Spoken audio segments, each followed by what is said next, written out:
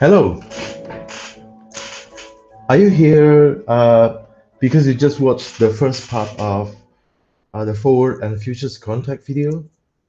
If you haven't done so, I would suggest that you watch the first part first before continuing with this video, because in the second video, we'll continue our discussion on how to use the forward or futures contract to hedge um, yeah, a variety of risk, especially for financial institutions. Okay, so let me go straight to our materials today.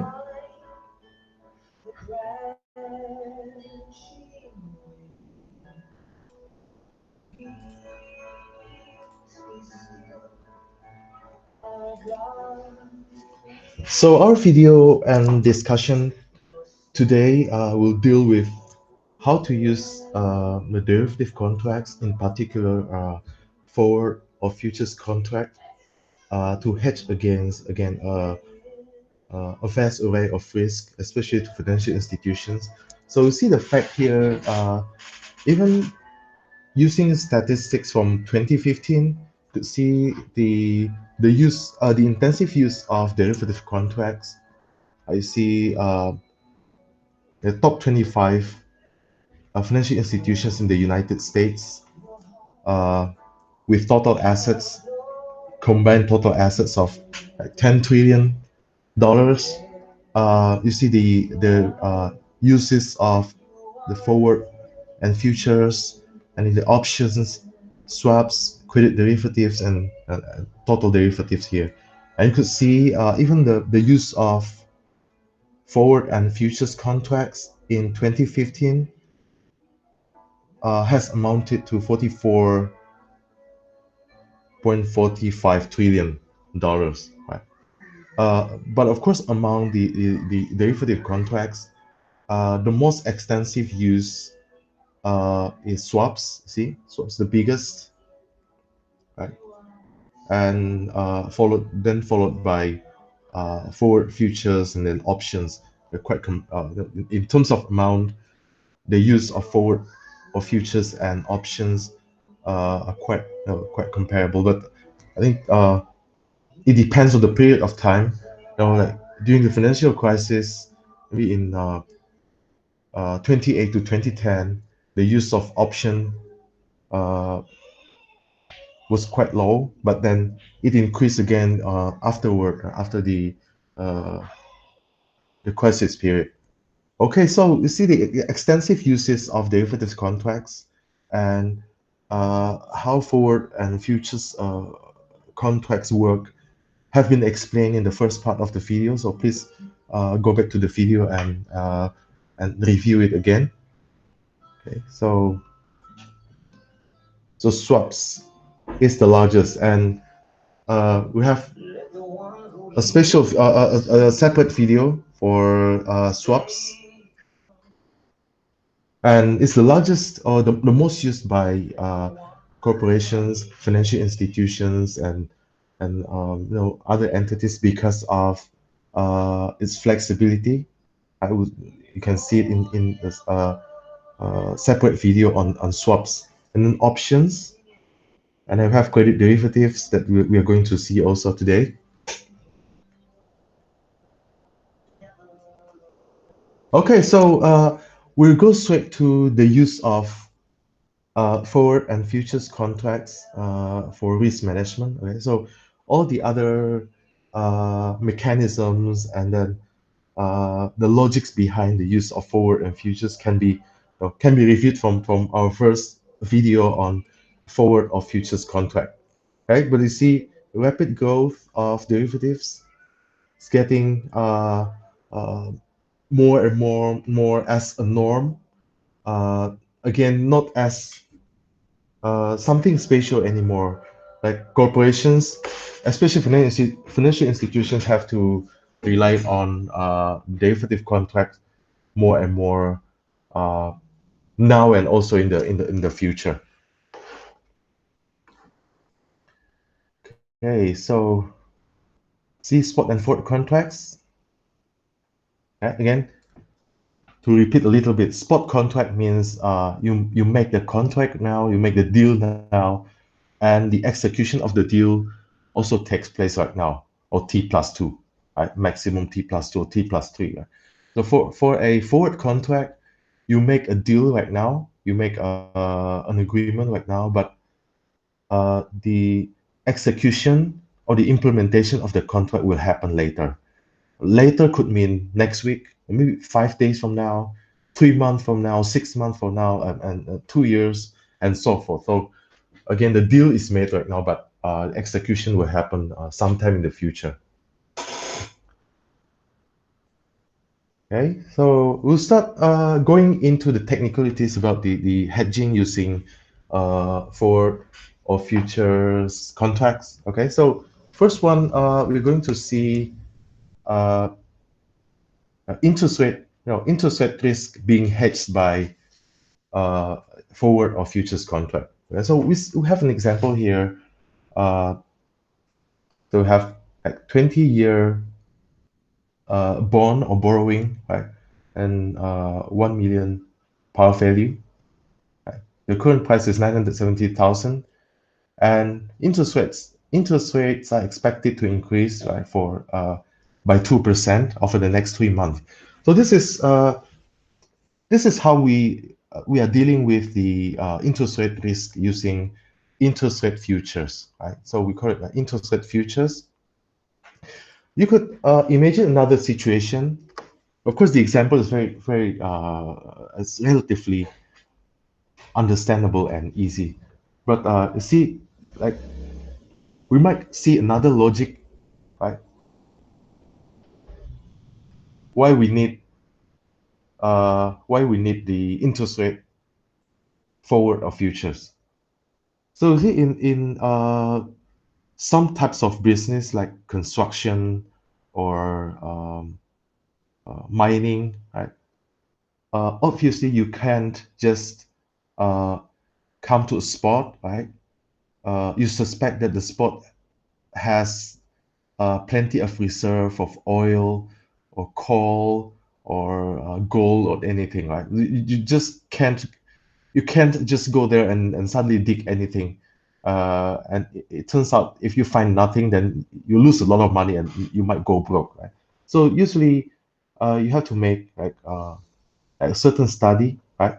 The study might take maybe 2 years, right? So we are seeing this kind of situation very common for like mining or maybe construction and something like that. So it will take 2 years to make a study, right? So obviously you're having a real option situation here.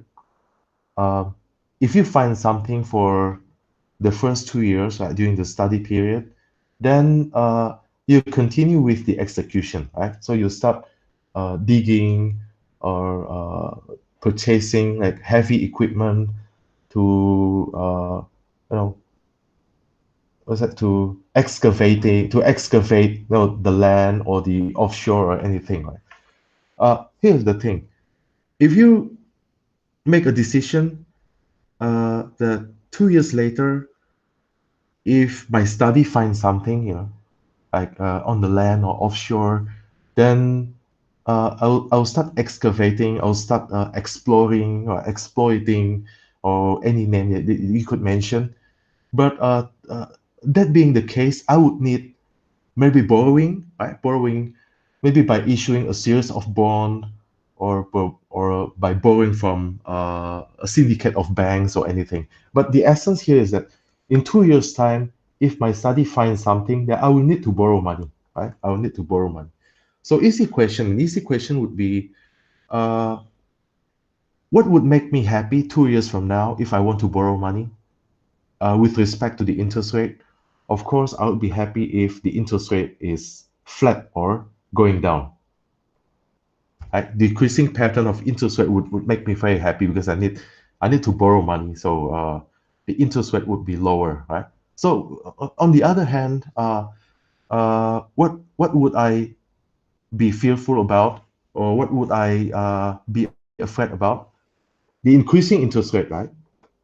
I won't be happy with the increasing interest rate because 2 years from now, I need to borrow money. And if the interest rate is having an upward trend, that I have to pay more. Right? So something that I don't like is the increasing interest rate. So I need to go to the derivative market. And for of course, for today's discussion, we're talking about forward and futures. Right? So we go to the derivative market to do something about it. And one of the possible solution would be taking part in the interest rate futures or forward, right? Okay, so this is what we are going to see here, right? So in our case, we don't like the increasing interest rate, right? Increasing interest rate. So if you think about it, uh, in the bond valuation discussion that you can watch also in on this YouTube channel, bond valuation, we know that there is a reverse relationship, right? The inverted relationship between the market interest rate and an asset's price. In this case, the borrowing, or let's say bond, right? So if interest rate increases, this is something that we are afraid of or we don't like. This is corresponding, or the other word for increasing interest rate, the consequence of increasing interest rate would be lower price, right? Lower, let's say, bond or any kind of borrowing, or commercial paper or anything, right? Bond or borrowing or any other, the debt securities. Okay, so increasing interest rate is translated as decreasing bond or borrowing price. So then we have to harness the situation here, the interest rate forward or futures contracts that we have to make. Right? So uh, coming back to our first video, right? You see the principle there. If you are afraid of decreasing bond price, right? Or in other words, you are afraid of increasing interest rate, or in other words, again, decreasing bond price, then what should you do? Should you make a long or short position, take a long or short position in the forward or futures contract? Obviously, short position, right? You have to take a short position in maybe certain bond, right? Maybe government bond, right? The T-bill or T-bond or T-naught, right? Or any kind of government securities that you can think about. But you can also use, of course, the corporate bonds, right? But I mean, for maybe for safety reason, for risk management purposes, most likely you try to short government securities, right? So government bond or T-bill or something like that. Okay. Once again, why do you need to take a short position here? Because what you are afraid of is the decreasing bond price, right? Decreasing bond price or increasing interest rate. They are just the same thing, right? The same, it's a connection of events, right? Increasing interest rate. Why are you afraid of increasing interest rate? Coming back to our story here, in 2 years' time, you want to borrow money, right? You want to borrow money because you start the excavation or the exploration of the land or the no mining spots that you have, right? So you're afraid of increasing interest rate, or in other words, decreasing bond or borrowing value, bond price. Then in the derivative market, in the interest rate forward of futures that you are going to take, you will take a short position. Remember the logic, right, in our first video? If you're afraid of a decreasing value of something, you take a short position. You want to sell it first. You sell it at a higher price. So when it goes down, if the price goes down, uh, you could take a profit because you have made a contract that sells at a higher price. Okay, so we'll return to our slide here. Let's see. This is like Similar situation, not perfectly the same, but see, you could imagine, right? So we are afraid of increasing interest rates by 2%, right, over the next 3 months. So this is a more simple example. In our case, the previous story told us about like a 2-year period, but this one is only a 3-month period, but still the same principle, right? Okay, so based on the duration model, so you can watch my video also on interest rate risk to review this duration model. Right? But for now, uh, we will assume that you have been familiar with the duration model and how to use the duration model to estimate and also manage risk. Okay, so in our example here, see additional information. The duration of the bond is 9 years, right? Duration of the bond is 9 years. Okay, so uh, I will simultaneously write so you can imagine the situation. So based on the duration model, we know that the change in price, right, divided by the previous, sorry, the existing price or the beginning price uh, is equal to, or is a function of minus duration, right? Minus duration multiplied by the change in interest rate that that is estimated or that is forecasted divided by 1 plus the beginning or original interest rate. So what would happen here? See the based on the story, the duration of the bond is 9 years. You can see here 9 years, and the original price, the beginning price of the bond is 970,000. Right. So we can move it here. Right. Can move it here.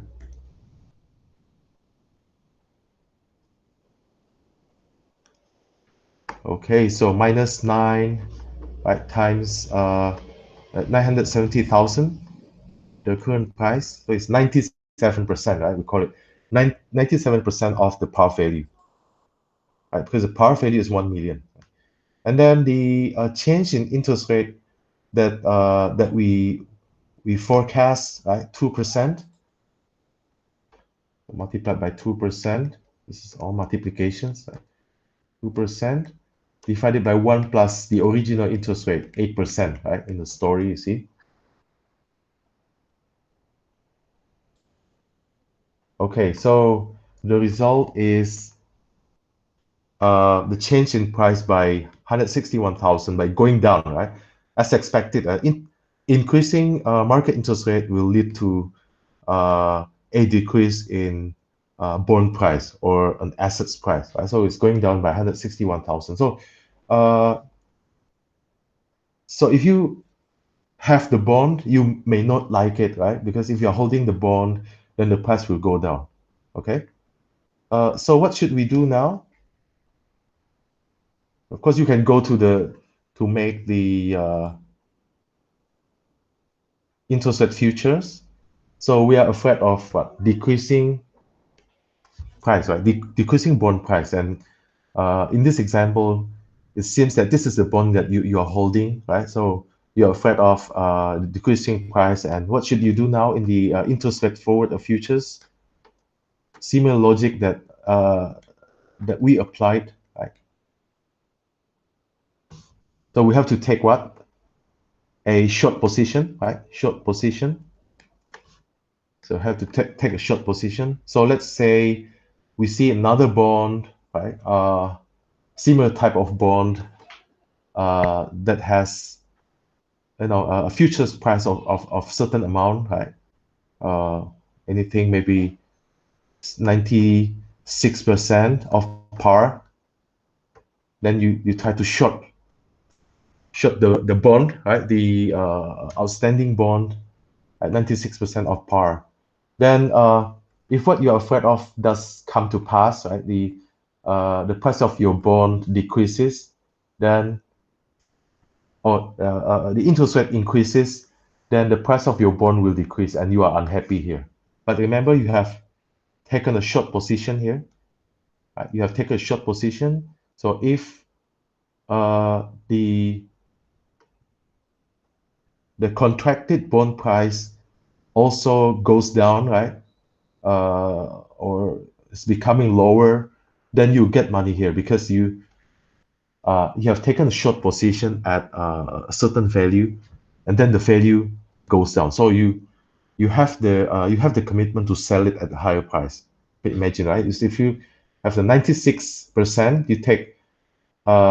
you took a short position at 96% of the par, but 3 months later, the real price after 3 months is, let's say, 93% of par. Of course, you're making profit, right? Here, because you have made a short commitment. You could sell it at 96% of the par value.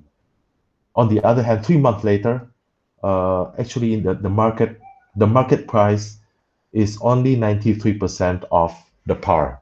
So you earn money here, right? And we expect that the compensation or the profit that you could make uh, in the derivative market could cover the losses that you suffer in the main market by holding your original bond.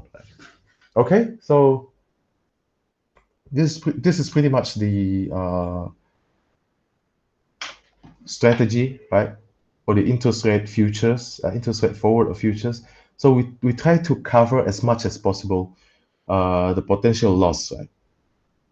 The potential loss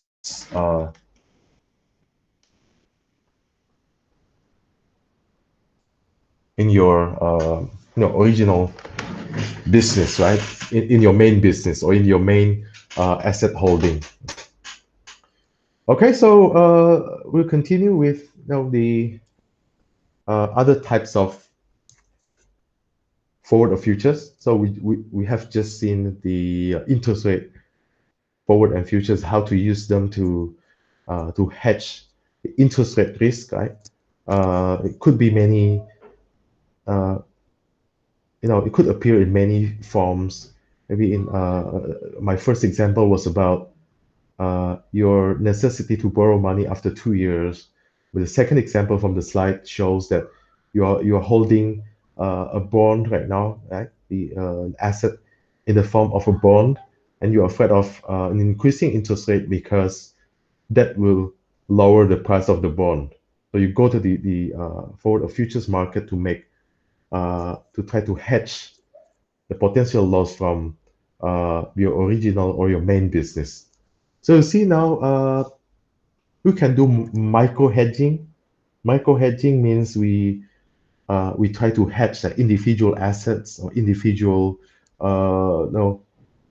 portfolios or individual positions. But micro hedging is dealing with the whole balance sheet, right? The whole balance sheet. And of course, we we will always be faced with the basis risk. Right? Basis risk means we'll see later actually the difference between what is happening in the real business, in the main business, and what is happening in the forward or futures market. So they will have some differences, right? Like different conditions that make their movements in interest rate or in prices are not entirely the same. Okay, before we go into the technicalities again, you see, this is very interesting. So there's always a combination between expected return and risk. Right? So the fully hedged situation, this is what we call the what's it, the norm or the ideal position, or ideal spot where you fully hedge your interest rate risk, your market risk, your foreign exchange risk, and so forth. Right? Okay, but if you think about it, there are some other possibilities. For example, this one. So you conduct selective hedging instead of full hedging, right? So you're quite selective in the sense that you smell uh, a potentially profitable situation. So some of your positions are not hedged intentionally. So you make a deliberate position, right? I can give you an example. Like if you watch the first part of the video, we talk a lot about the currency risk, right? Currency futures contract, right? Uh, so let's say now you are an importer. You're an importer, right?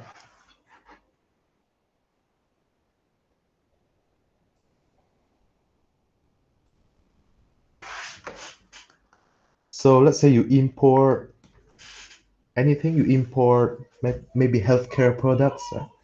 Healthcare products, and most of your payment would be made in maybe US dollars, right? So you pay most of your imports in US dollars. So what are you afraid of? What are you afraid of now? Knowing the fact that you have to import a lot and pay using US dollars. So in this case, you are afraid of increasing value of US dollar, right? Or appreciating US dollar. So this is the opposite situation to situation of an exporter. Now you're an importer, right? So you're afraid of increasing or appreciating US dollar, right? Uh, so uh, naturally, right, if you again, if you watch the first part of the video, if you are afraid of appreciating US dollar, then what position should you take in the derivative market? Maybe forward or futures. Then you have to take a long position, right? Long US dollar.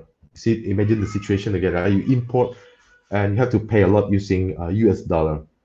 And of course, you're afraid of appreciating US dollar because you have to the amount of payment would be the same, but now the translation of the payment would be more severe, right? Because you're making money in IDR, but you have to pay your import in USD. So you don't like if the USD appreciates, right? So you have to take a long position, right? Long USD position. Like I mean, this is the full hedging situation.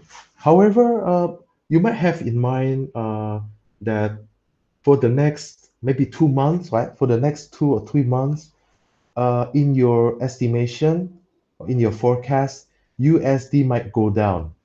So this is the contrary, right? The contrary situation as what you are afraid of, right? So again, you are afraid of appreciating USD, but actually in your forecast, you make a projection that for the next 3 months, the USD might depreciate. So this is not something you're afraid of, right? So now a dilemma or dilemmatic situation might come out, right? So you have to make your decision. So based on the common practice or the ideal practice, you have to fully hedge your situation by taking a long position in the USD forward or futures. However, because of your confidence in your forecast that says that USD might depreciate, then you might decide not to do the full hedge or full hedging uh, commitment. But you're doing maybe half, maybe 75%. So we call that selective hedging, right? So you don't do the full hedging because you have, again, you are confident over your forecast, right? And your forecast says that otherwise, right? The opposite situation as what you're afraid of or what you fear for. Okay, so you might decide to take a long position in US dollar, only 50% of your exposure, and the rest 50% is naked. Naked means not hedged at all. So you're doing only selective hedging, right? That could happen, right? So your own decision. Okay, and unhedged, this is definitely dangerous. It's a naked position. Unhedged is essentially the same as speculation, right? Speculation. So if you think about it, if you do nothing, actually you're speculating on something, right? Example, if you know that you have to hedge against the uh, appreciation or depreciation of a certain currency, but you choose not to do anything, actually that means you are speculating on something, right? So unhedging or unhedged situation is essentially a speculating situation or speculative situation, right? So selectively hedge and fully hedge. And this is also bad because you over hedge something. It's excessive. Right? It's excessive, so it's going down, right? So uh, your risk increases while your expected return decreases, right? This is a super bad situation. So fully hedged, we have here, if you do selectively hedge, you see, you see an increasing expected return situation, but also increasing risk, right? Higher risk, higher expected return. And unhedged is just like here, right? Higher expected return with significantly higher risk. But overhedged is extremely bad, right? See, because you're seeing uh, an increasing risk situation with a decreasing expected return potential. So this is really bad. It's just like I'm trying to find an analogy to depict the situation. Uh, Maybe if you could imagine, if you have children, like you have a child, maybe, and of course you try to give like a good education and then teach her good behavior, good work ethics, right? Uh, since she was child, right? You train her, right? So we call this one what? Full hedging, right? You try to give like the best education, best behavior, direction, and something like that. But some parents just uh, decide to be more relaxed, right? So we can say that they are doing like a selective hedging.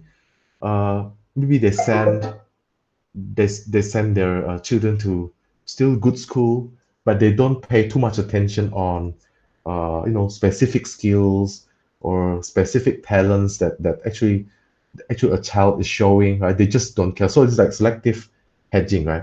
Or some parents just don't care at all about anything. They don't care about education. They don't pay attention to anything, right? So you see, the uh,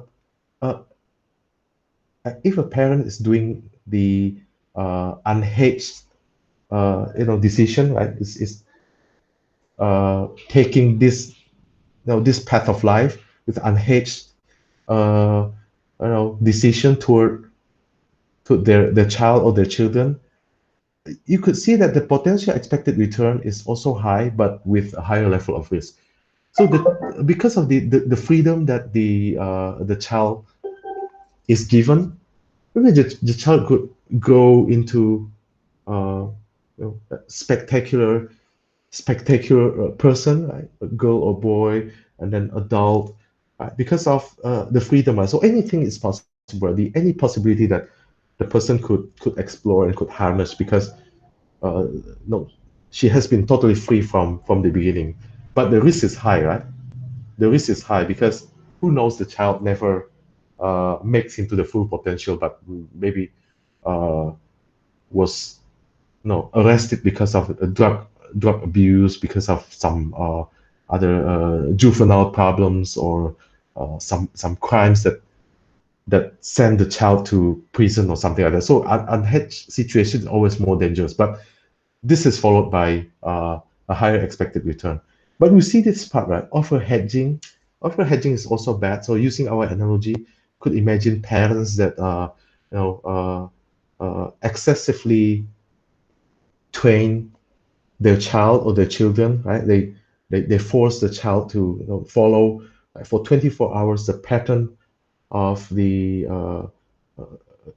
pattern of training that they want, the list of uh, academic trainings, and then the non-academic uh, skills that they try to train, and everything should be using that pattern. So there's no freedom at all, no creativity, no innovation. Then you see what's happening. The risk is higher, but expected return is lower. This is super bad situation, right? Okay, so hopefully that analogy could help you imagine, right, the similar situation that we could implement here, right, in the hedging using forward or futures. Okay, so we have seen a lot of micro hedging so far. What about the macro hedging, right? Macro hedging. So we are doing that for the whole balance sheet, right? Whole balance sheet. And again, this formula. Uh, if you are not familiar with this formula, please watch my video on interest rate risk, right? Interest rate risk, because this is the basic equation that we see to estimate and manage the interest rate risk. So a situation here, duration of your assets, right, on your balance sheet, the weighted average duration of your assets is 5 years. Then the weighted average duration of your liabilities is 3 years, right? And you're afraid of this, right? Increasing interest rate by 1% from 10 to 11. The size of your assets is 100 million, and the size of your liabilities is 90 million. So this is repeating a bit from the interest rate risk. So the change in equity be a function of minus the duration of your assets minus the duration of your liabilities. But the duration of your liabilities should be adjusted or multiplied first by your debt ratio, right? And then you multiply by the size of your assets. And then you multiply by the change in interest rate that you forecast plus one divided by one plus the beginning interest rate, right? So go back into the formula here. We put it in, right? Minus 5 minus uh, 3, but 3 multiplied by the debt ratio. You see, debt ratio is 90 per 100, 90%, right? The debt ratio is 90%. Okay, multiplied by 100. This is the size of the assets multiplied by the change in interest rate divided by 1 plus the original interest rate. So 1 plus 10%, right? And we get minus. You see, this is a painful situation, right? You suddenly lose uh, 2.1 million dollars, not because of your mistake, right? Maybe you have served your customers very well. You have produced or you have offered innovative products, futuristic products, and something like that. But you still lose money because of the increasing interest rate. So something that in the past you could complain or you could claim that it was beyond your control. It was not your mistake because you had done the best as executives, right? This was beyond your control because it came from the interest rate problem. However, again, in modern world, you cannot use that argument or reason. You'll still be fired because you do nothing, right? Okay, so what can we do now? So we have two worlds, right? We have two worlds. One is the the main business, right? Your main business. Okay. So right here.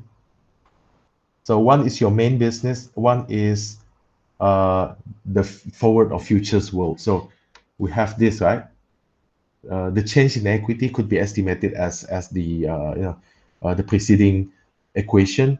So now we try to do something, right? If we lose something here, we want to gain from the derivative product, derivative market. Right?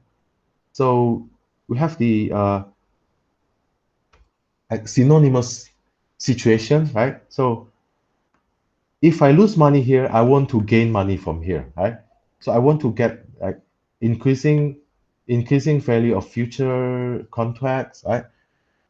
Uh, if my equity goes down because of the increasing interest rate, I want to gain it back from the increasing value of the futures contract that I'm having.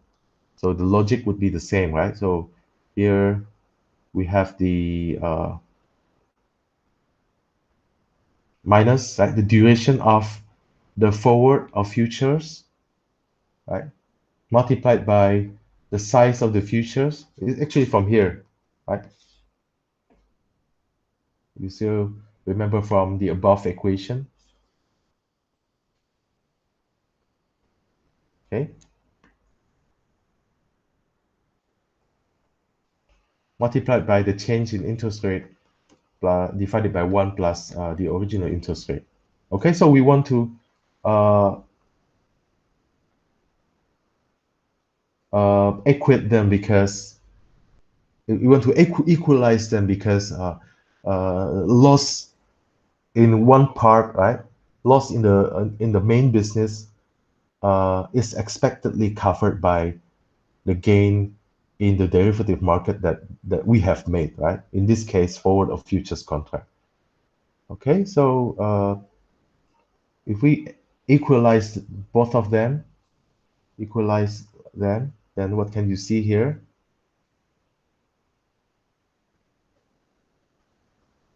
Okay, so yeah, minus, right, minus duration of liabilities multiplied by debt ratio, asset multiplied by the change should equal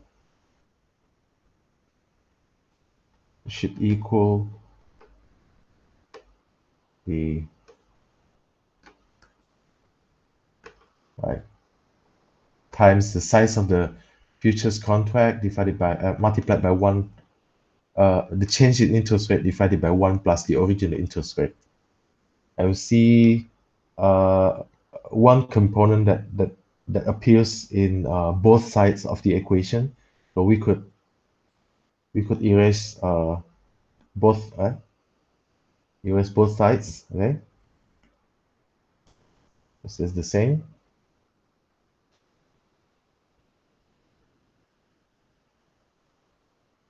Okay, now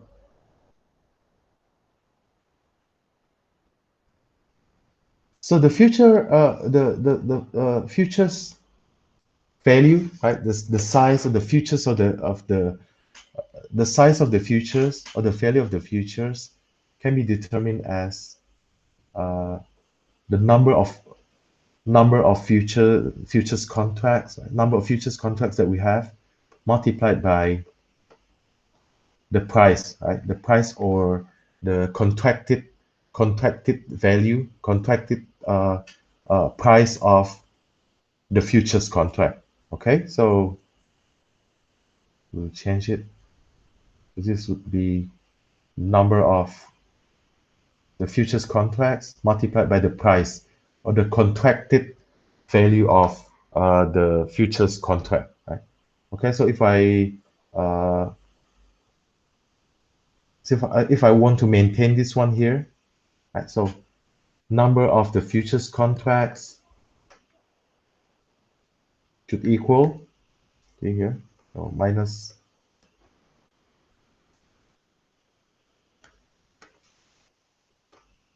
okay,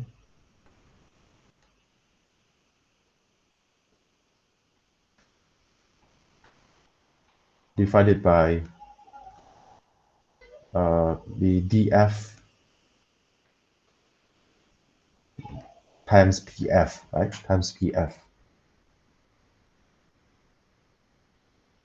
Okay, so let me rephrase my repeat my statement. Okay, so if we lose money here, we try to gain money from here, right? So the sign would be the opposite, right? Uh, so I should say it this way, right? So the equation should look like this, right? Okay, so if the delta equity is like this and delta futures value looks like this, uh, but in the equation when we equalize both sides, then this should be minus, right? See the logic? If I lose money, uh, in the sense that the value of my equity declines, then I want to get an increase in the future's value, right? So I could recover, I could cover, or could compensate for the loss that I make in my equity. And the other way around, right? Uh, if it turns out that my derivative contract is losing money, so my delta F is negative, then of course I know that in my main business, the value of my equity is increasing. So they always have like the opposite sign, right? Okay, so I have to repeat this a bit. So minus minus, right? So this will become plus.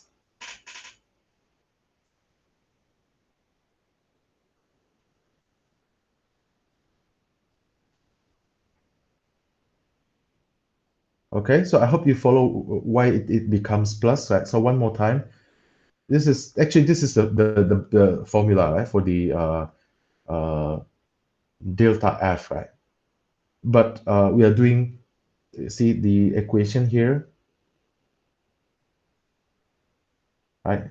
Delta equity is a function of minus, or the other way around, right? Minus delta equity should be positive change in the futures value. So either way, right? But so here we choose to give negative here. So negative of this, negative times negative will become like positive, right? Okay, so that's why we get this, right? The negative in here, right? Negative is here, but this side uh, has become positive because negative multiplied by negative, right? That's why you see here is positive, right? When we translate it here.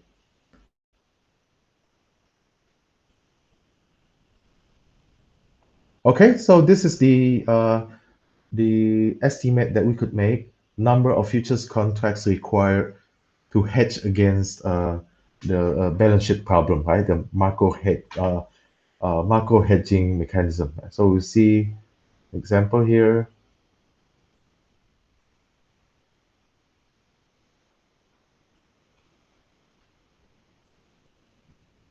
So you see an example here.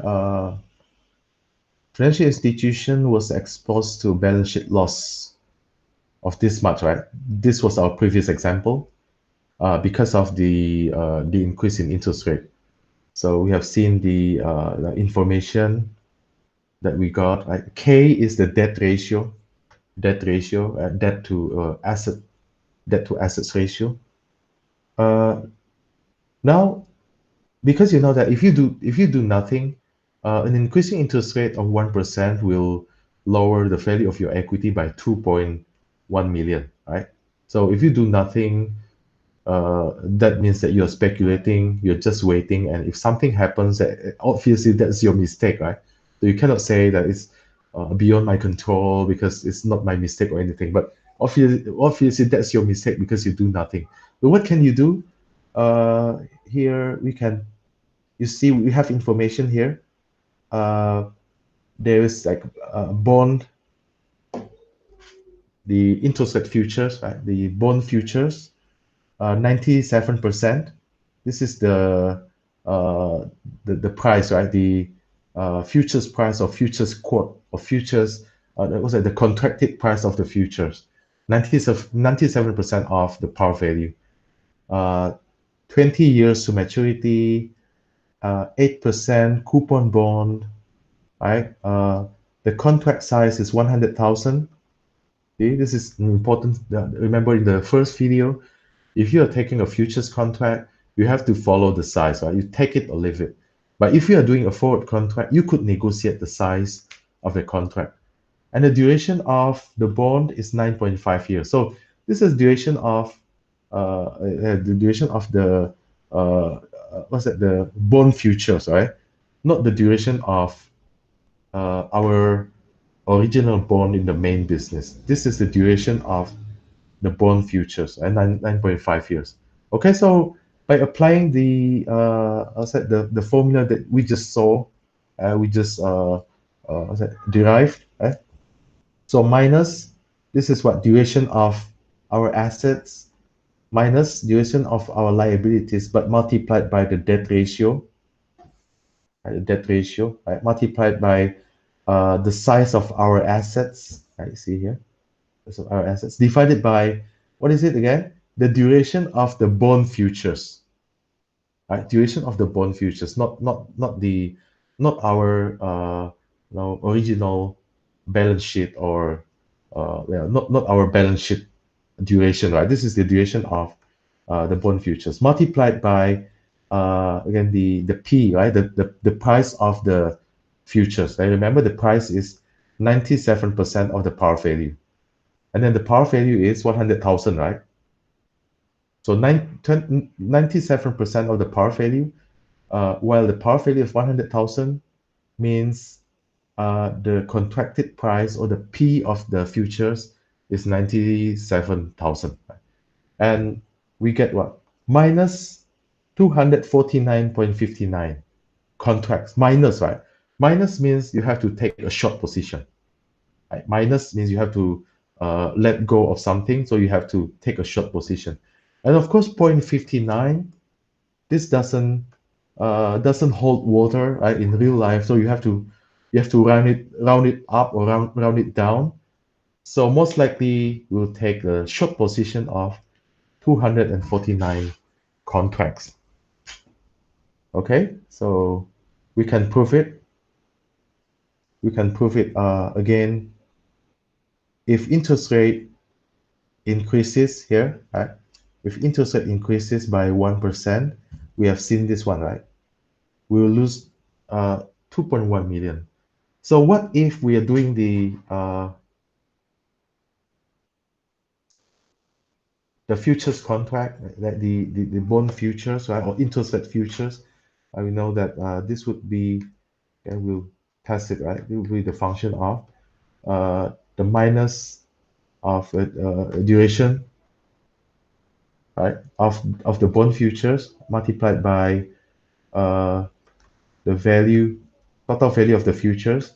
Again, this is the function of number of the contracts multiplied by the contracted price of the futures, right, multiplied by uh, the changing interest rate divided by 1 plus the original interest rate. And from the information, we know that this is, what was it again? 9.5, yes. The duration of the bond futures is 9.5, right? Multiplied by, we plan to take a short position, right? Minus 249 contracts multiplied by the contracted price is 97% of the par value. So it's like 97,000, sorry,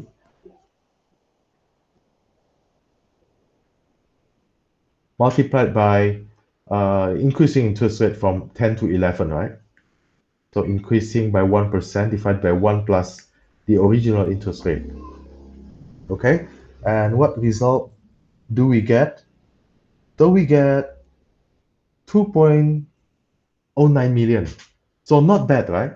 So it could almost cover everything. Of course, we have you see some, yeah, the remaining amount that we have to lose because of the rounding situation, right? Because you see the calculation showed that we had uh,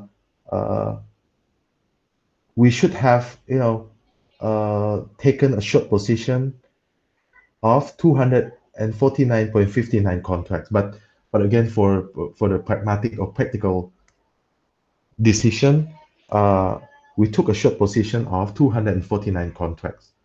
Okay, so we make a gain here, 2.009 million. While in the main business, our equity value declines by 2.091 million. Right, so we are still losing.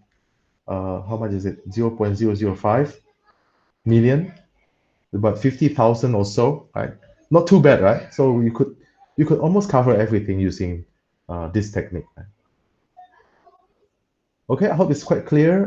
And see here how to read the quotation here.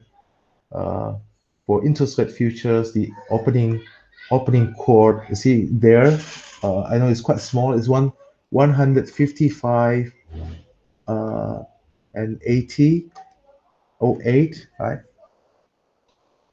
So usually this means 155% of par, right? Plus, you see here 0.8, 8 per 32. Okay, so that's the the norm of reading the what's that the information, right, on websites, on newspapers, right. High is the highest, right, highest price, and then the lowest, and settlement price, right, the change for the day, and then the lifetime high and low.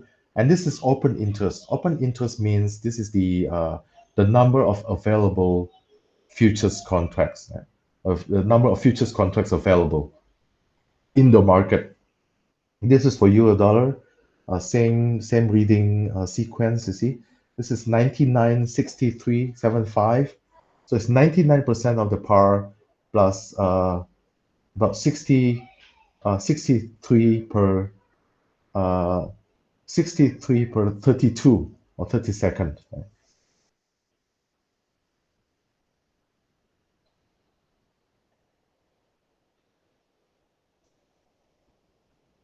Okay, so we're changing a bit the scenario, still on the same example here. So what if the hedging instrument changes, right? So we changed our hedging instrument. Now we are using 20-year T-bond futures, right? Uh, uh, no, instead of using the 20-year T-bond futures, now we decide to use this one, right? 3-month euro dollar futures, right? 3-month euro dollar futures. Okay, euro dollar futures. So you imagine a euro dollar bond.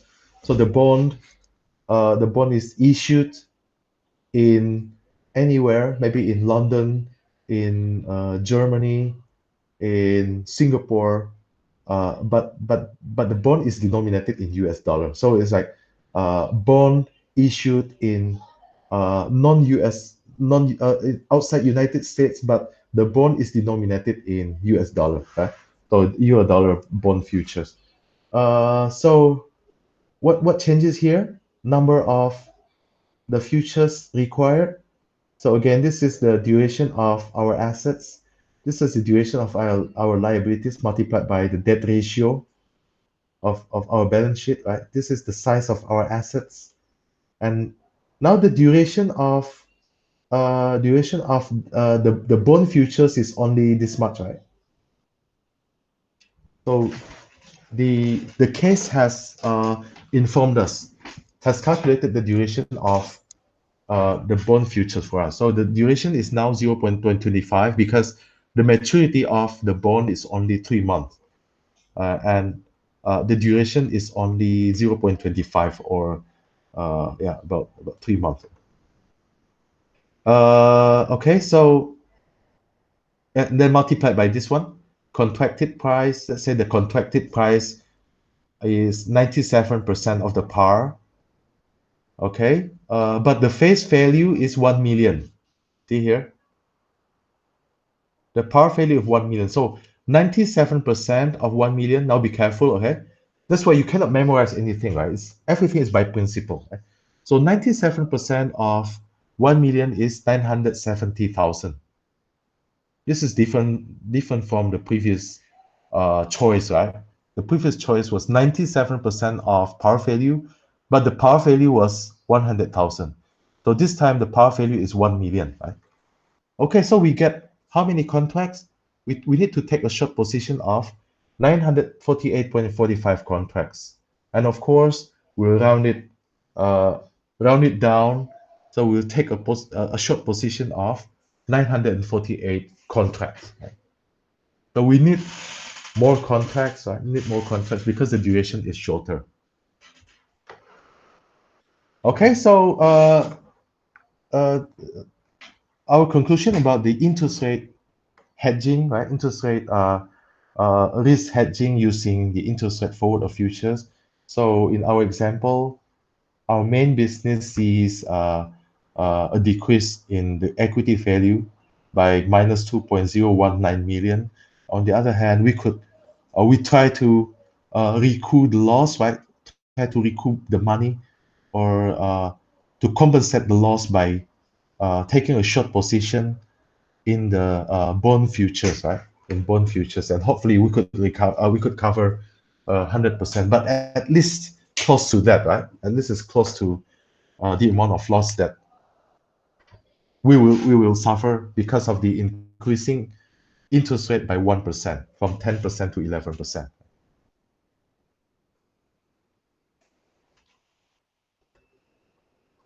Okay, now reality comes to play, right? Reality comes to play. So let me repeat a bit here.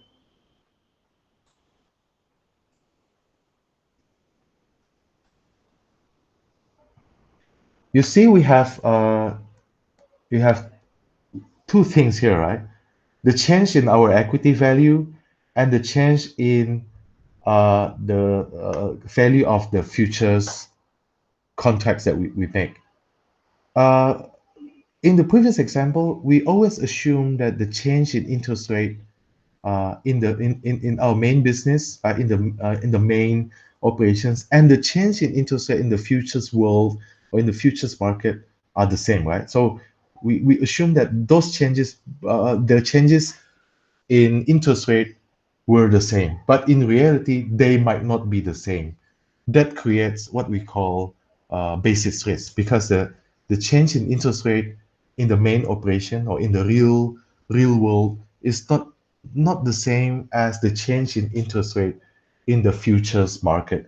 Of course, their directions would be the same, right? If the interest rate is expected to increase in the futures market, and obviously uh, the change in interest rate will have a positive direction in the real or in the main operations. However, the amount of the changes would be not the same, would not be the same in the real situation. Okay, so let's see here. Okay, so now we have to make adjustment, right? Have to make adjustment here.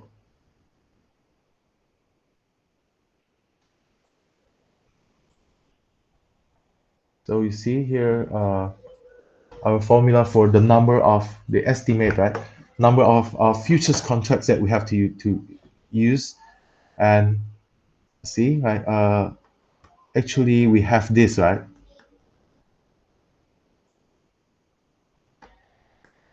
But in previous example, we assumed that they were the same. That's why we could cancel them out, right?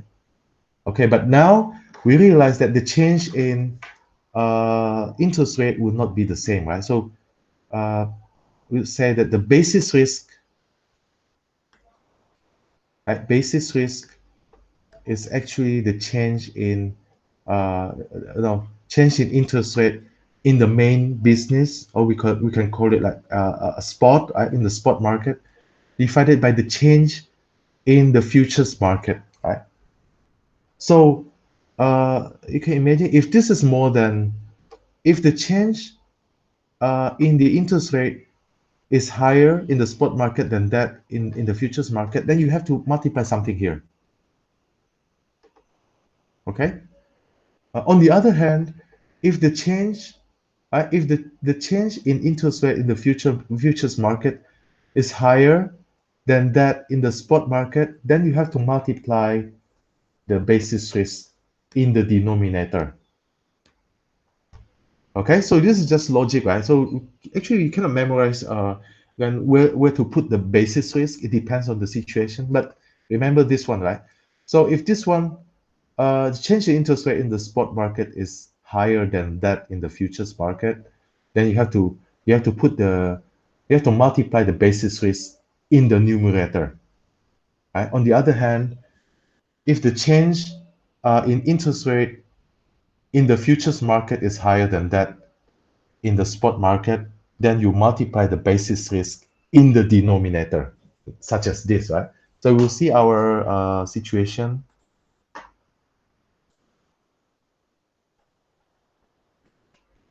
right? See the hedge ratio. This is change in the spot market divided by change in the futures market. So let's see the example here. Okay, so here, right, 1.1. So for every 1% change in spot rate, the change in the futures market is 1.1%. So the change in the spot, right? The basis risk. So if this is 1, then this is 1.1%. You see the story there? So the change in interest rate in the futures market is more aggressive than that in the spot market. So I said it again, right? If the spot market experiences a change in interest rate by 1%, then the futures market will see an increasing interest rate by 1.1%. So the change in interest rate in the futures market is more aggressive, right? More aggressive than that in the spot market. So of course, we have to put, again, based on our principle, we have to put the basis risk in the denominator because this is larger, right? This is larger. So see, going back to our story here, this is the duration of our assets. This is the duration of our liabilities multiplied by debt ratio, then multiplied by the size of our assets. And this is the duration of the bond futures that we are using. And this is the contracted price of our futures, right? 97% of the par value. And then the par value in this example is 100,000. So 97% of 100,000 is 97,000. So previously we didn't have this one, right? But now we have this one because we have a basis risk. Now every 1% change, every 1% increase in interest rate in the spot market corresponds to 1.1% increase in interest rate in the futures market. That's why we put the basis risk in the denominator. Okay, so I hope it's quite clear about the interest rate futures because the next one we'll head to the foreign exchange risk hedging. Right? Very similar principle, quite straightforward. So for foreign exchange risk or currency risk hedging, we saw this a lot in our examples in the first video and also in the earlier part of this video. So I think you are quite familiar now with the foreign exchange risk hedging. Okay, so let's go straight into example.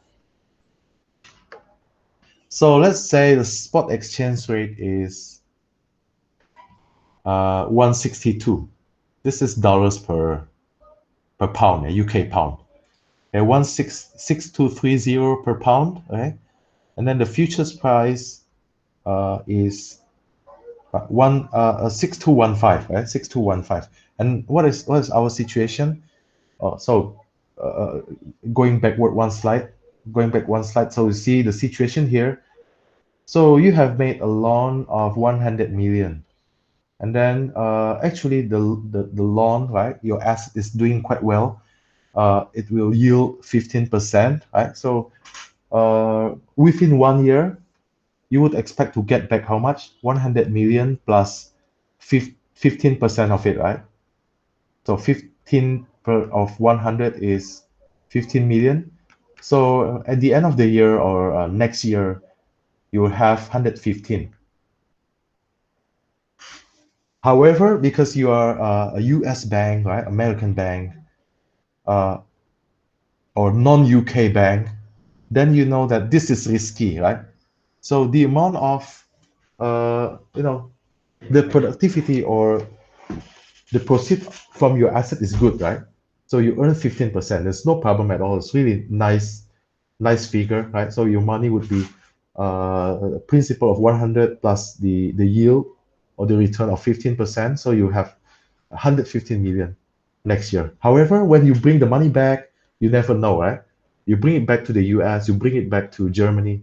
You never know uh, what the real value would be, right? How much it would worth 1 year from now, because that depends on the foreign exchange, right? The exchange rate between UK pound and US dollar with euro and something like that. Right? So what are you afraid of now? Let's assume that you are an American company. What are you afraid of with respect to the currency risk?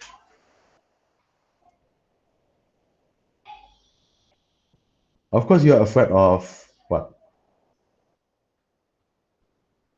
So you are making money in UK, right?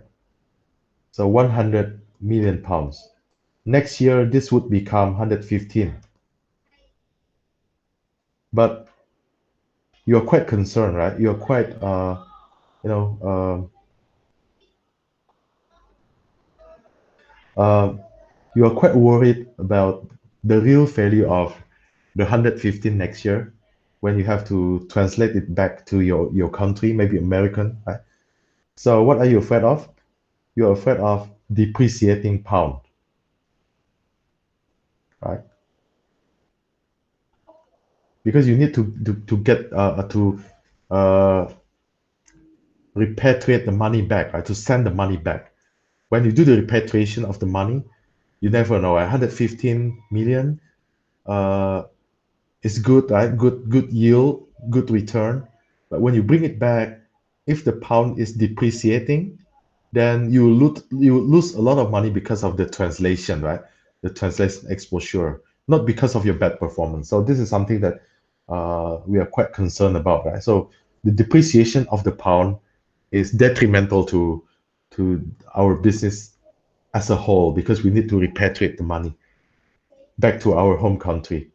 Okay, so because we are afraid of the depreciating pound or decreasing value of pound, what position should we take? We are afraid that the value of something will decrease, then we'll take a short position, right? Short what? Of course, short pound. Okay, so we have to take a short position in pound because we are afraid of or we don't like the depreciating pound. That's why we take a short pound position. Okay, so let's see. Let's go back to our example here. So the spot exchange rate is 6230.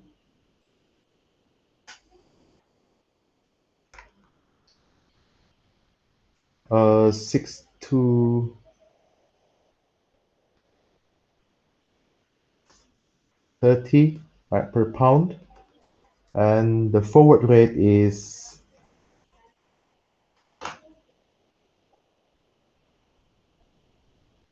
or the forward futures rate is 2615. 26 6215, sorry. Is it 62 or 26? Let's check once again. 6 to 15, okay? 6 to 15. So this is the spot rate, and this is the future price or the contracted price right now, right? But the delivery would be in the future. Uh, and this is for what? September 2013, 1 year, okay? 1 year contract. So the contracted 1 year price of the exchange rate is 6 to 15 per pound, right?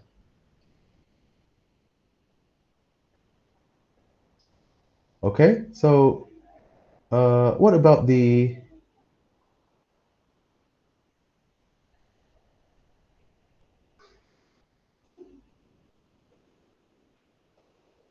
spot rate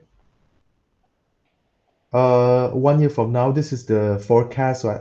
Forecasted spot rate 1 year from now.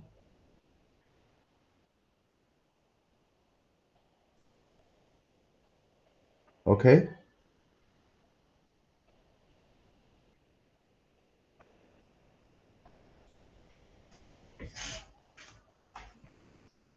So forecasted spot rate,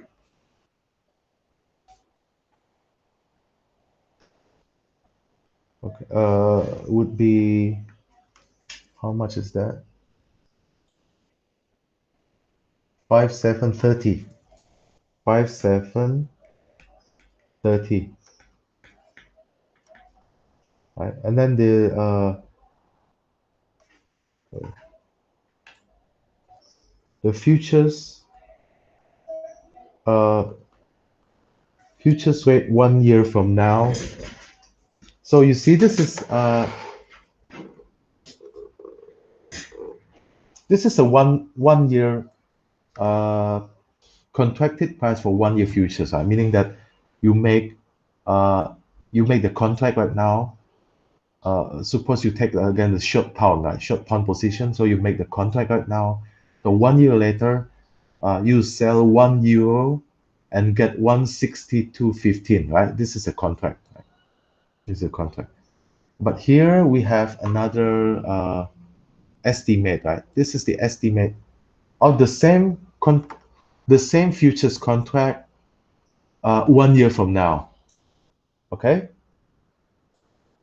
so this is the value of the one year futures contract right now.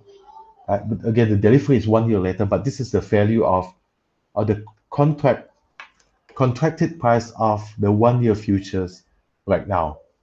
But the contracted price of 1 year futures 1 year from now is expected to be 5715.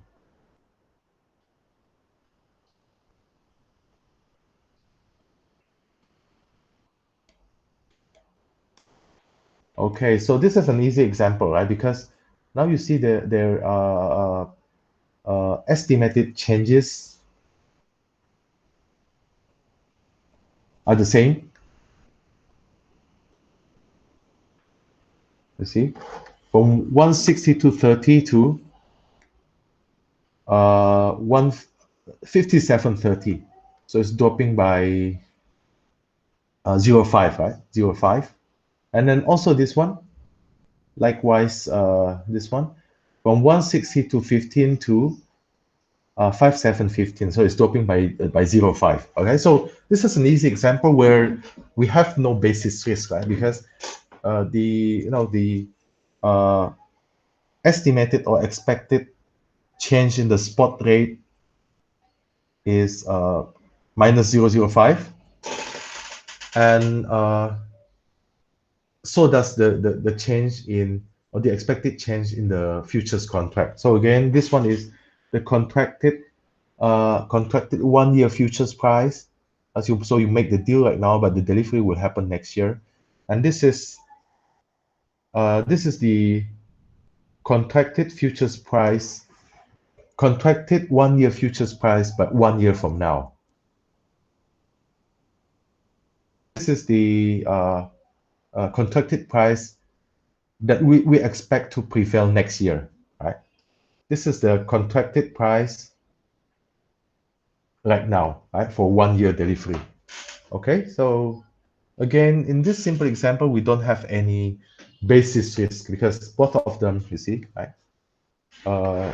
Both of them show an expected change by 0.05, both for the uh, spot exchange rate and also for the forward rate or futures rate. Okay, so how many contracts required? This is very easy. So number of contracts required would be the amount of exposure divided by the size of the contracts.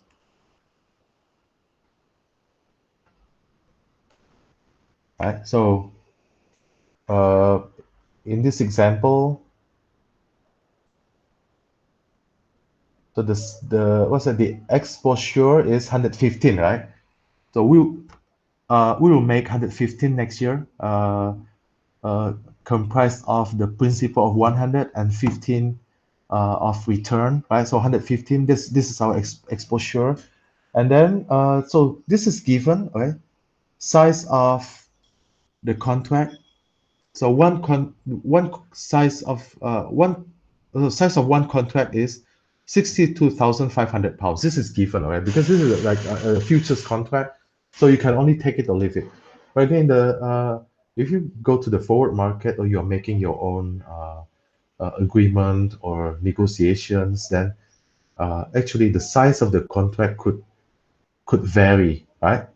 Could be determined by the counterparties. But because this is a futures contract, then we have to follow again to follow the predetermined contract size. And for UK pound, this is always 62,500 pounds per contract. So we find out that if this is our exposure, then we will have to, right? What is that? What position is that? Short position, right? 1,840 contracts to be shorted. Right? So we have again, uh, why are we taking a short position? Because we are making money in pound, but we want to send the money back or repatriate the money to the United States, right? In our example, so we are afraid of depreciating pound, right? Because we are afraid of depreciating pound, then we want to take a short pound position, right? If you're afraid of a decreasing value of something, then you try to what? Sell it first, right? You try to sell it first before the price goes down. So you take a short pound position, and based on our calculation, we'll have to sell or short 1,840 contracts. Okay, and we can prove it, right? So if, for example, the uh, interest rate does become this, right? Okay, in the spot market. So this is the amount of money that you will get uh, at the end of the year, right? 100 plus 15. But when you want to bring it back, you see, the spot rate has dropped, right, from 62.30 to 57.30, right? So in the beginning period, you could you could hand in €1, so £1 and get $1 and 62.30, right? But the end of the year, at the end of the year, one UK pound can only be exchanged with $1 and 57.30. So it's decreasing, right? So when you bring the money back to the US, you're losing 5 million, no joke, right? 5 million is a lot of money, right? And it's not your mistake. You could complain a lot that this is not my mistake.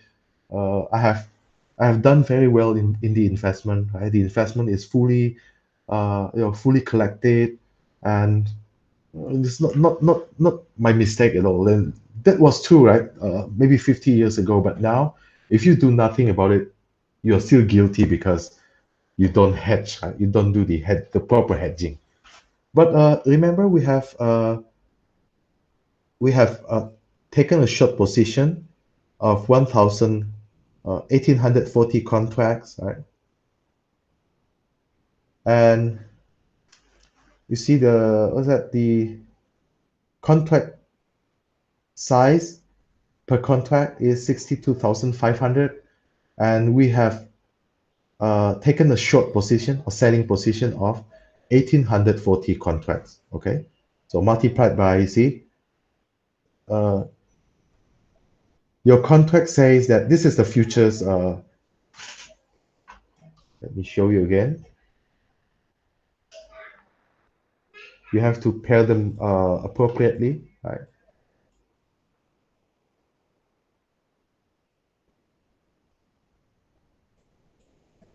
See, the spot market is paired with the spot market 1 year from now. Then the futures price is paired with futures price one year from now. Okay, so you have to pair. I mean, pair accordingly, right? So cannot pair. Uh, inconsistently. So be careful. So at the beginning, when you take the contract, so you are committed to selling £1 and get $1.6215, right? But at 1 year later, when your contract expires, actually the real futures price at 1 year from now says that if you sell £1, you can only get 157.15. So your contract is really worthwhile because you could sell £1 at a higher price, and you have committed to that, right? You have been committed to this amount, while other people will have this amount for the futures contract 1 year from now. So you're making this much, right? So you're happy because you make this much, and hopefully this one could cover. And in fact, we have full coverage in this example. So again, the gain in the futures contract is expected to cover the loss that you suffer or you will suffer in your main business because of the depreciating pound, right? Depreciating pound, and you have to repatriate the money to the United States. Now here's a little bit more complicated situation, because now we have the basis risk. You see here, uh, the change in uh, the change in the spot rate is uh, going down, right? 0.05, but the change in the futures contract is only 0.03. Okay, so we got down. What is the spot rate again? Spot rate was 6,230.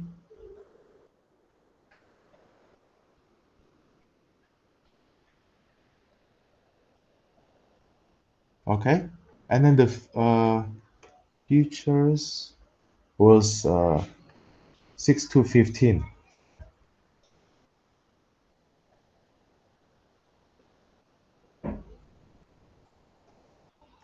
Okay, now this is the spot rate right now, right? And the forecast, right, or the projection says that spot rate 1 year from now would be 5,730. So the forecast, or the analyst has forecasted that the pound will depreciate by 0.05, right, or 5 cents, right, 0.05. So this is a contract that we have, right? The short position at 16215. So again, you make the contract right now, we make the short position right now, but the delivery will happen 1 year from now at 16215.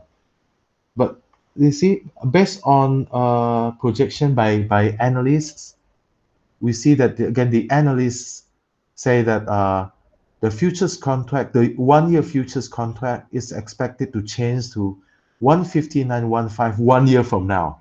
Okay, so we compare the same thing, right?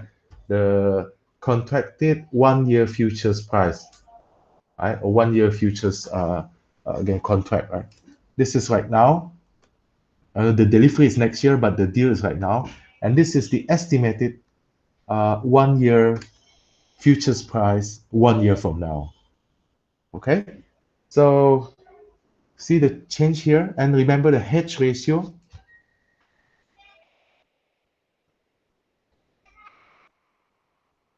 So hedge ratio is always what the dydx, right? So the change in the spot rate divided by the change in the futures rate, right? So in this case, this is what, 5 cents,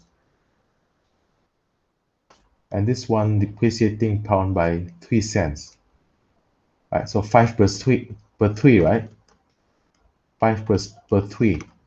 So the change in the spot rate is more aggressive. Is forecasted to be more aggressive than the change in the futures rate. So the basis risk has to be put in the numerator, because again, the change in the spot rate is higher than that in the futures rate, right? So the basis risk should appear in the numerator.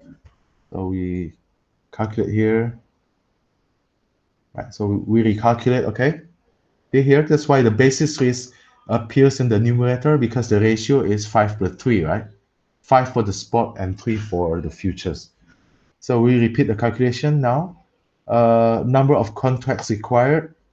This is the exposure that we are suffering from, right? The exposure, the amount that the amount at risk, divided by the size per contract. The size per contract for the futures contract, for the pound futures contract, is 62,500 pounds. Right? This is given. You take it or leave it. But if you go to the forward market, you can bargain, of course. Right? And then we need this, right? The basis risk, 5/3. Again, why we put it in the numerator? Because the change in the spot rate is higher than that in the futures rate. So it's more than one, right? If this is more than one, then you put it in the numerator. Okay, so we have to revise the number of contracts required. Previously, it was what, 1840. Now we need 3054 contracts.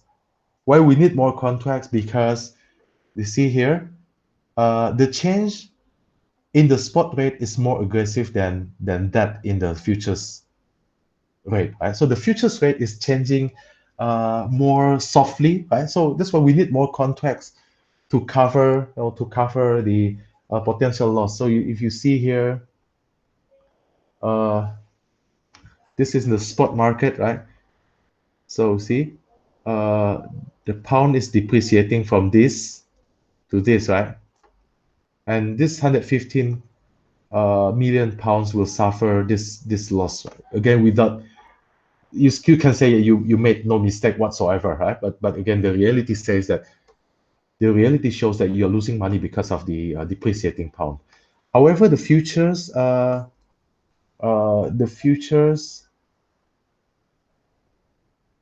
is not enough, you see, because previously you made this one, right? 1,840 contracts multiplied by 62,500, the size per contract. But now here, the pound is depreciating less aggressively in the futures contract, right? From 60 to 15, the pound depreciates to 159.15. Okay, so the depreciation of pound in the futures contract is less powerful, less strong than the depreciation of pound in the spot market. So the amount of money that you could gain in this case is only 345, while in your real balance sheet you're losing 5.75 million. But the futures contract can only give you 3.45 because this is wrong, right? Now you have to change, you have to incorporate the hedge ratio, right, of 166. And it turns out that you have to make a short position of 3,054 contracts, not 1,840 contracts anymore, because now we involve the basic risk. Okay, so how to estimate the hedge ratio? You can do this regression. You see, the dependent variable is the change in the spot rate, spot exchange rate, or spot interest rate, and the independent variable is the change in the futures rate. So when you regress the change in the spot rate on the change in the futures rate, you get the beta, alpha, and the error, right? So the beta here, you could imagine that beta is dy dx, right? Beta is the hedge ratio. So beta, this would be what? The change in the spot rate divided by the change in the futures, right? dy dx. Okay, so this is about the you can watch my video on portfolio theory where I explain more about the beta and and other properties of the regression. Okay, so once again, the beta shows the hedge ratio, right? This change in the spot rate divided by the change in the futures rate.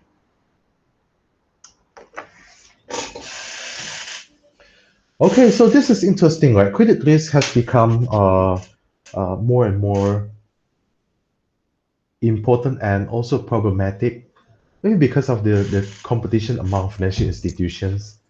Uh, Theoretically, we would say that we should evaluate uh, our potential clients, right? Have to see their credit worthiness. That's why we hire a lot of credit analysts and specific departments to handle the what's that the credit offers, right? Something like that. But in reality, you'll be faced with a lot of pragmatic problems, right?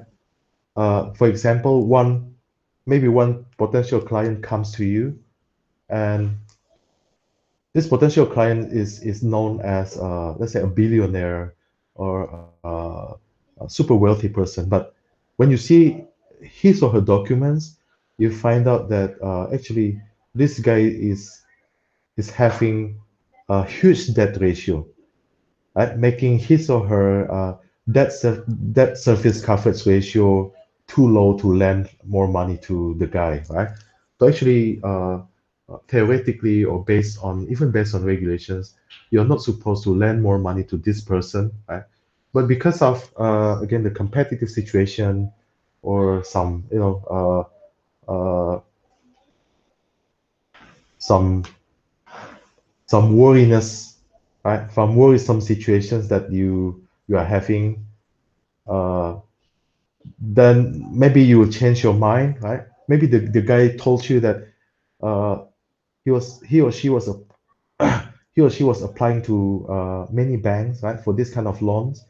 So if you don't lend him or her the money, that obviously this person would get it from somewhere else. So you're thinking that if we don't take the opportunity, and if it turns out that this person is doing just normally or successfully, then we will have remorse in the future, right?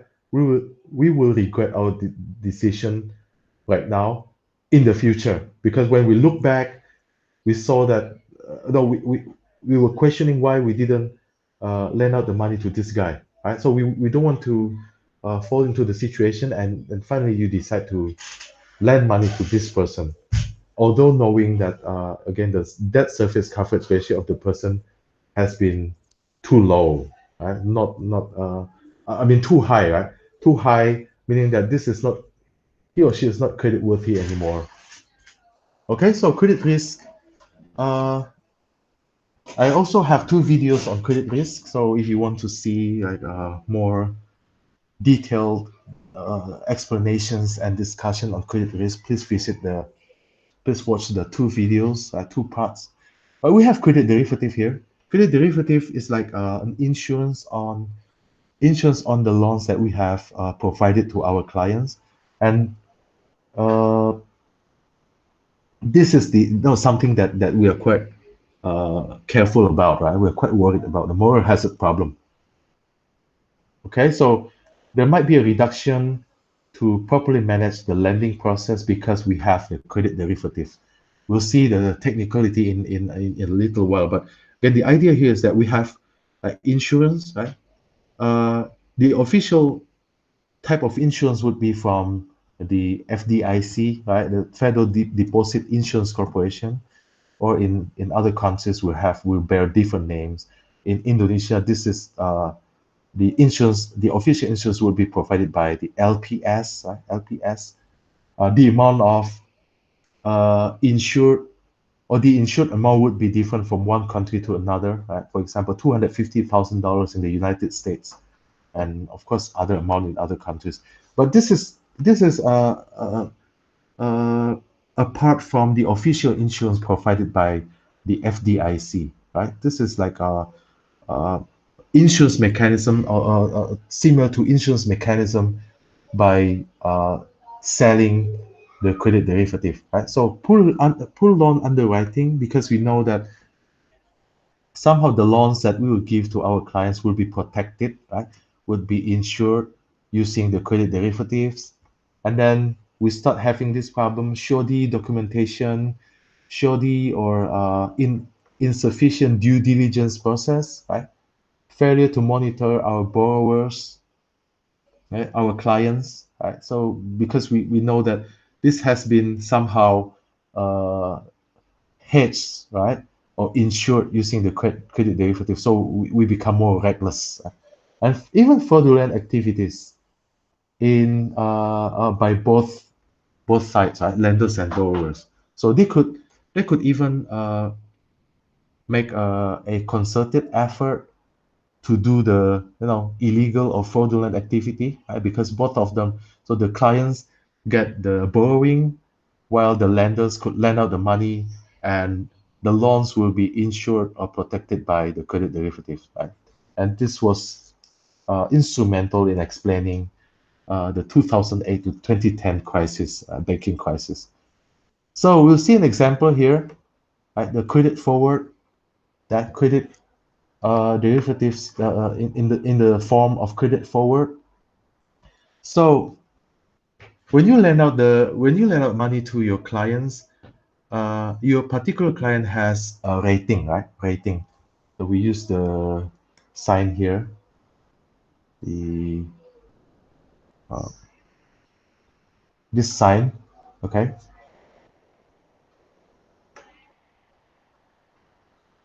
So your client has a certain rating, right?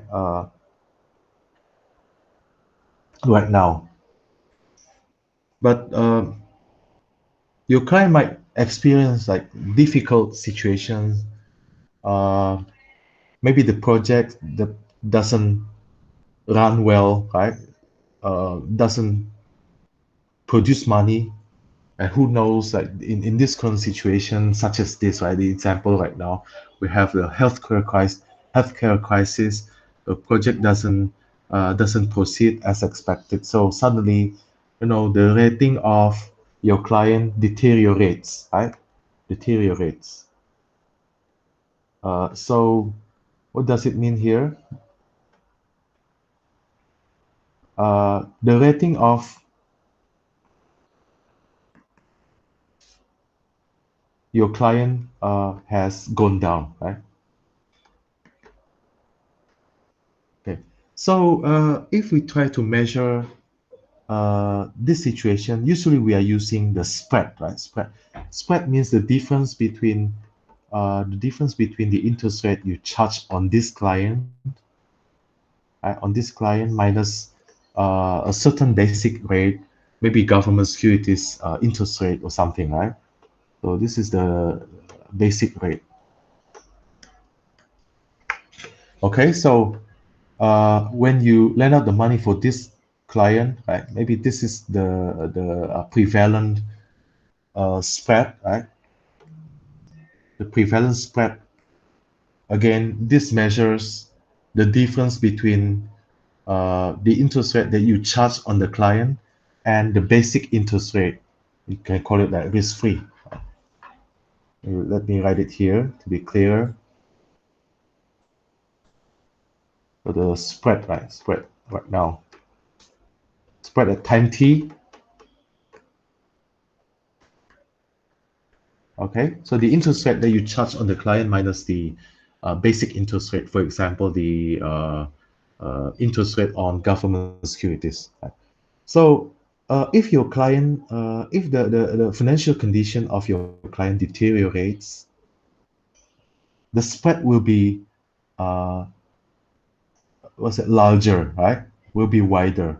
So you will see a wider spread maybe 1 year from now. So uh, for example, I to the C, right? So the uh, is going no the new spread, right? 1 year from now,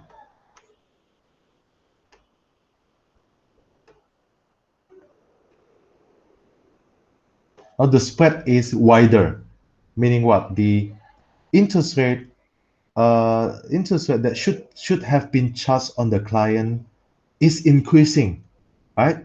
To again to reflect the increasing risk of the client because of the deteriorating financial condition of the client.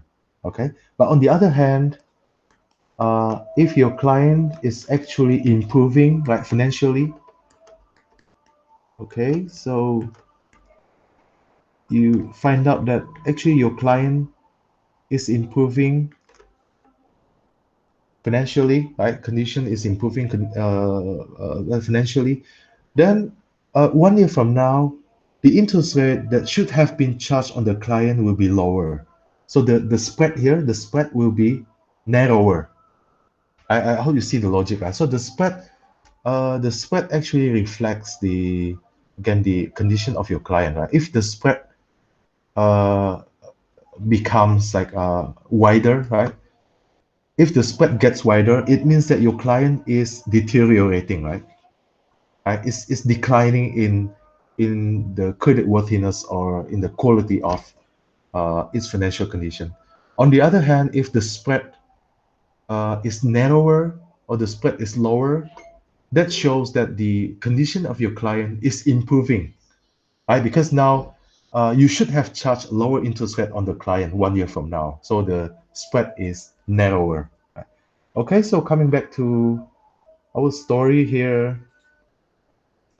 So if you're a financial institution, most likely you sell the credit forward, right? So you basically you are making a deal with the credit spread buyer. This is usually a insurance or reinsurance company, maybe reinsurance company or simply an insurance company, right? This is the buyer of the spread. So we as a financial institution uh, are selling the credit spread, right? So we are making a deal. You see here, uh, this is the spread, right? What if the spread at the end of the period is higher than the spread the contracted spread? Contracted means that the futures of the credit forward, right? What does it mean again? It means that our clients are deteriorating, right? Deteriorating, are declining in quality. So as a seller of the credit forward, credit spread forward, we will receive money because our client situations are deteriorating. So there's the higher possibility that the clients or our clients will not repay their debts, right? So we have the potential losses, right, from the situation. But we'll get money from here. We'll get the money from here because the spread is wider. So we see the maybe the spread when we made the contract, the spread was 4%. Now the spread is what, 8%. So the difference in spread shows the deteriorating quality of our clients, right? Multiplied by the modified duration of the loans, multiplied by the size of the loans or our assets, right? Our assets, in this case, the size of the loans, right? Okay, so on the other side, the insurance company or the credit forward buyer has to pay us, right, the same amount, right? So the corresponding amount here. So the new spread, right, new credit spread minus the previous spread. For example, the contracted or the agreed upon spread was 4%, but now the spread is 8%, showing the uh, deteriorating or the declining quality of the clients, right? Multiplied by the modified duration of the loans, multiplied by the size of the loans. Quite interesting, right? So there's a possibility that we would lose money from the situation because again, our clients are declining in quality, are becoming less credit worthy. But by selling this contract, selling the credit forward, we could guarantee, right? If we lose there, we will gain money here because we will get this amount of money, right? Uh, the difference in the spread multiplied by the modified duration of the loans times the size of the loans. But what about the otherwise situation prevails? Now it turns out that actually the spread, right, the spread at the end of the contract period is less, right? You see, so the spread is narrower compared to the original spread. So what does it mean here? Maybe the situation would be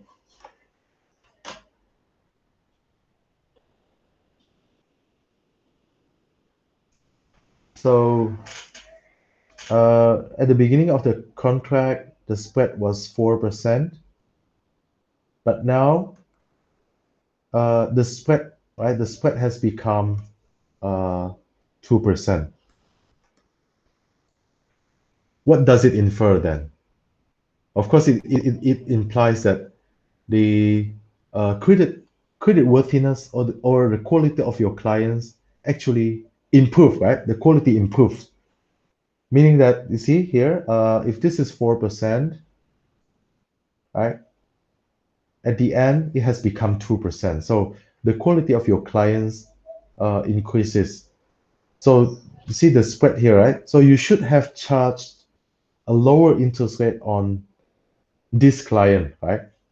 At the end of the period. You should have charged a lower interest rate because its quality has improved. So now the spread has decreased or has become narrower from 4% to 2%. Again, this shows that the quality of your clients improve. Then what will happen to your contract?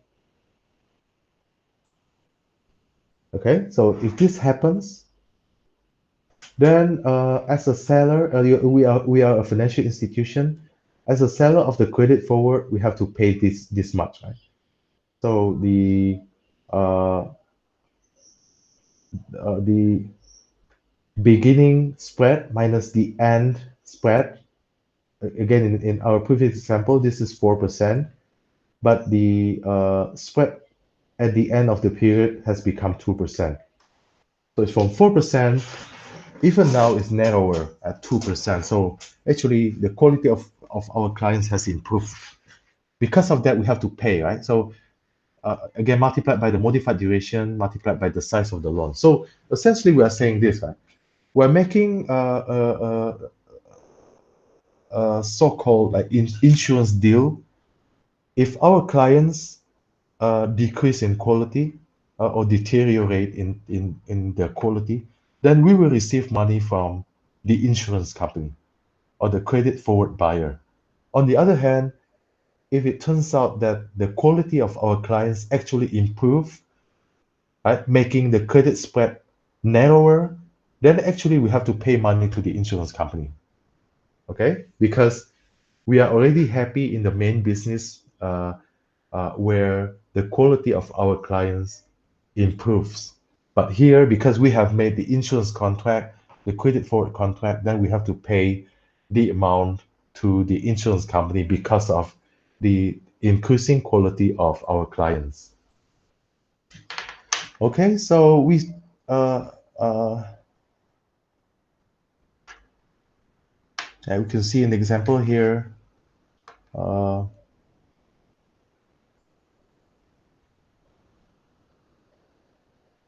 so the financial institution believes that its clients' credit rating may fall during the period of the loan, right? So the financial institution enters, or of course sells, right? It sells the credit forward contract, okay, 5 million amount, right? Okay, let's see the situation here. It turns out that, oh, at the end of the forward period, the borrower's credit rating does drop to double B, right? From A minus to double B. So the spread will increase, right? The spread has increased from 2% to 5%. So now you're worried, right? In your real operations, your clients, this client might not be able to repay it's debt, right? It's borrowing. Uh, so that's why you enter this credit forward, and it turns out that the its credit your client's credit rating has dropped, right? Making the spread increase from 2% to 5%. So obviously you make money from the insurance contract, from the credit forward contract. By how much? 3% is the difference in the spread, right? From 2% spread to 5% spread, right? Multiplied by the modified duration of the contract or the loan, multiplied by the amount of the amount of loan that you put into this contract, the credit forward contract, and you will make $675,000 from this contract. And hopefully this amount could cover or could compensate for the potential loss that you might suffer from the decreasing quality of your client. And then we have many other types of futures contracts, right? Forward and futures contract. We have catastrophe risk futures contract. See here. So we can estimate this is similar to insurance, right? Similar to the credit forward. So the contract size multiplied by the realized loss ratio minus the contract size multiplied by the contracted futures loss ratio. For example, the uh, maybe we try to hedge against tornadoes or against uh, whatever, maybe flood or something. Right? In certain countries, flood is still a big problem. Right? So we enter a contract amounted to 25,000, 25,000, and the contract that we made a deal with says that the loss ratio is 80%. Sorry, 80%, right? 0.8, right? Okay, this is the contracted loss ratio uh, that we made, right? But it turns out that when the if a tornado really comes to the town, and it turns out that the loss ratio is 1.5, then it's higher than the contracted loss ratio. Then you make money here. You make money from the contract, right? Because 1.5 is higher than the contracted loss ratio. However, if a tornado comes to that place and it turns out that the loss ratio is only 0.5, then you have to pay, right? You have to pay the insurance company or the person who offers this kind of catastrophe futures contract. And there are a lot of other varieties. And every day, the financial engineers could make combinations. Right? A lot of combinations could happen every day, now and in the future, because of the advancement of finance and also computer sciences. Okay, so hope you benefit from today's discussion. Okay, and okay, if you are not familiar with the forward or futures, basic logics and calculations, you can see the first part of the video on forward or futures contract. Thank you very much for your attention for this session. And yeah, I hope to see you again soon in other videos. Bye.